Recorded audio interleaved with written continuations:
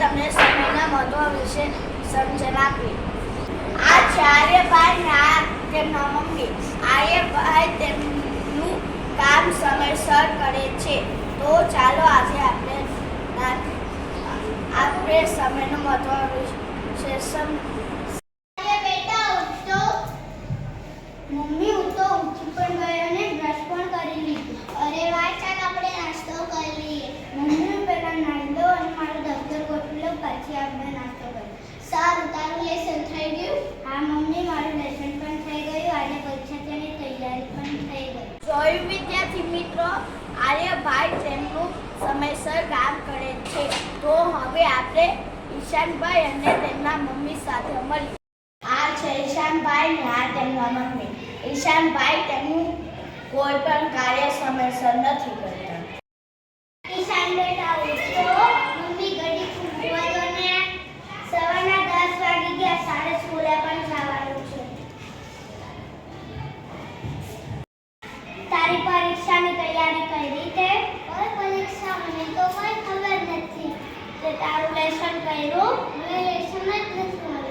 અરે બેટા. તો ચાલો વિદ્યાર્થી મિત્રો, હવે આપણે જોઈએ કે ઈશાનભાઈ સ્કૂલમાં કેવું કરે.